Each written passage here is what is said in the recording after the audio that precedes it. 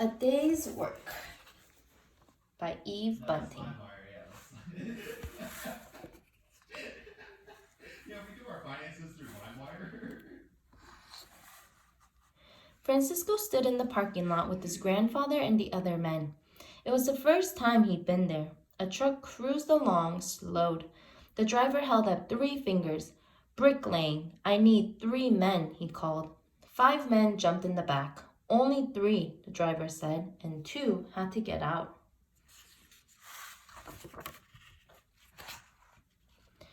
The workers left in the parking lot, grumbled and shuffled around.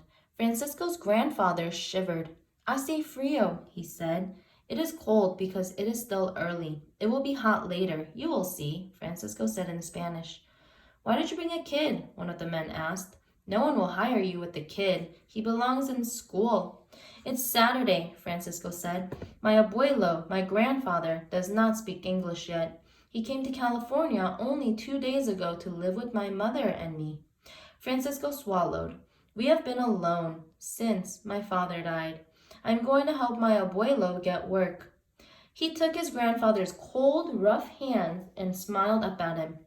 Abuelo was tall and skinny as an old tree. Already Francisco loved him. When there was money to spare, they'd get him a jacket like Francisco's with sleeves long enough to cover his hands, and an LA Lakers cap like Francisco's too.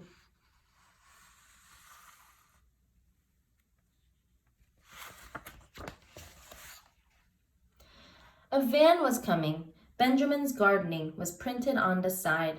Francisco let go of his grandfather's hand. He darted through the swarm of men and was right in front of the van when it stopped. 1 man, the driver said, for gardening.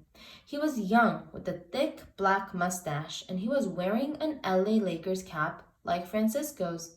Maybe cleaner. It must be an omen, Francisco thought. Take us, Mr. Benjamin, us. Francisco pointed back at his grandfather. He tilted his own cap over his eyes. Look, we love the Lakers too. And my grandfather is a fine gardener, though he doesn't know English yet. The gardens are the same, right? Mexican and American?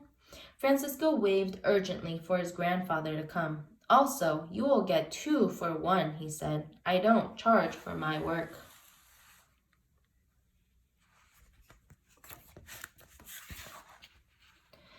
The man grinned. Okay, I'm convinced, but I'm not Mr. Benjamin. Call me Ben. He motioned to Francisco. You and your grandfather jump in back. $60 for today.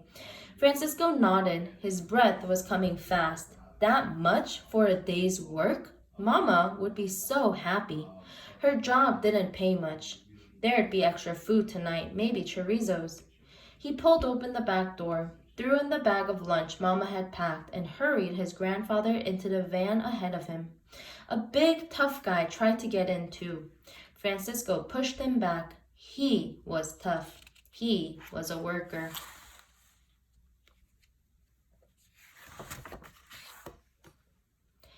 It is gardening, he told Abuelo as the van pulled away. But I do not know gardening. I am a carpenter. I have always lived in the city. It is easy, Francisco waved through the window at the passing cars. Flowers, roses, things like that. He raised his cap to a lady in a car. Senora, he said, politely, though she couldn't hear. The van turned off the freeway onto a winding road and stopped. A sloping bank led up to the backyards of new houses. Some were not yet finished. Workers climbed high on rooftops, and there was a good smell of tar. The high bank was dotted with pretty white flowers and overgrown with coarse green spikes. 6 big black trash cans waited below. They all got out of the van, but Ben left the motor running.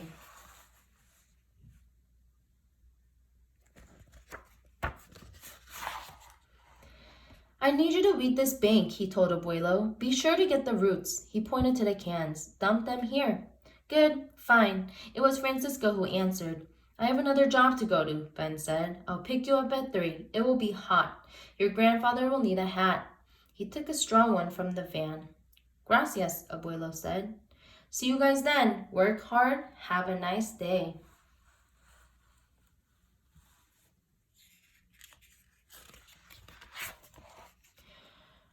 What did he say? Abuelo asked as the van drove off. He said to have a nice day. It is what everyone says up here.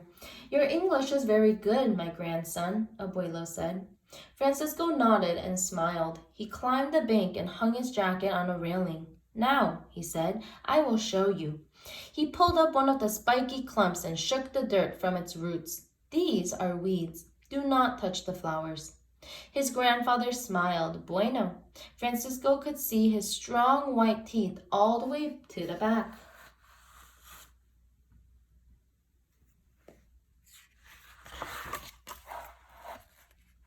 They worked through the morning. A little poodle barked at them through the railings above. Yep, yep, yep. An orange cat prowled the bank. There was a pool in one of the new backyards. Francisco heard splashing and voices. The water sounds made him hotter. His shoulders and arms hurt. He thought about how proud Mama would be tonight. $60, she'd say. She'd hug Francisco and Abuelo. It's a fortune.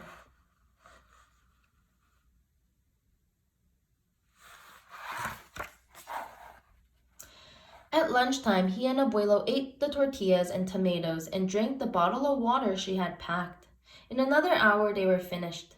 The bank looked so nice with just the brown dirt and the pretty flowers. Muy bonito, Abuelo said, and Francisco said yes, beautiful. He and his grandfather shook hands. Francisco thought he had never felt so good. He'd helped his grandfather and he had worked himself. They sat on the curb to wait for the van, and when it came, they stood and brushed the loose dirt from their clothes.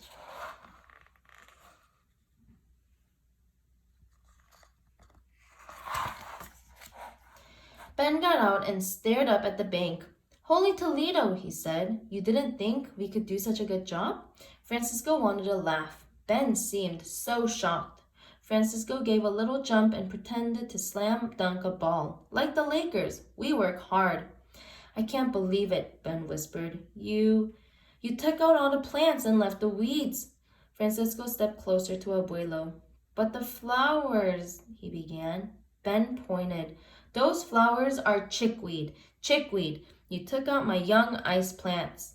He yanked off his yanker's cap and slammed it against the van.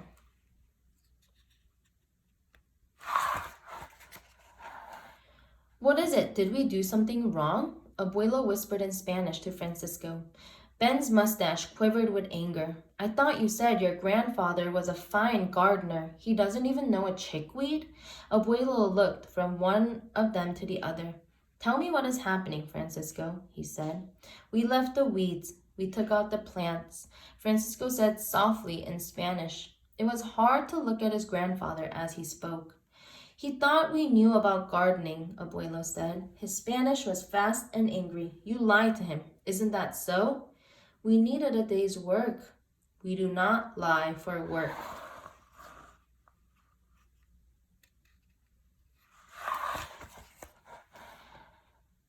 Now, there was more sadness than anger in Abuelo's voice. Ah, my grandson. He put a hand on Francisco's shoulder. Ask him what we can do. Tell him we will come back tomorrow, if he agrees. We will pull out the weeds and put the good plants back. Francisco felt his heart go weak. But Abuelo, that will be twice the work, and tomorrow is Sunday. There's a Lakers game on TV, and there's also church. He hoped that the word church would perhaps change his grandfather's thinking. We will miss them both, then, his grandfather said. It is the price of the lie. Tell the gentleman what I said, and ask him if the plants will live. Ben said they would. The roots are still there. If they're replanted early, they'll be all right. He rubbed his eyes. This is partly my fault. I should have stayed to get you started. But tell your grandfather I appreciate his offer, and I'll bring you back in the morning. The three of them got in the van.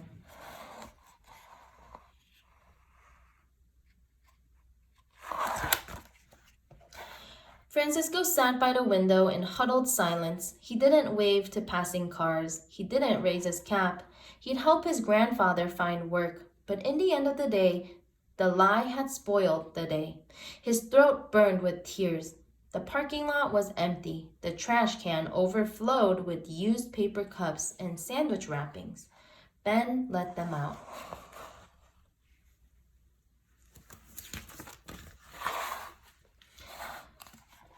Look, he said, if you need money, I'll give you half now. He began to pull his wallet from his pocket, but Abuelo held up his hand.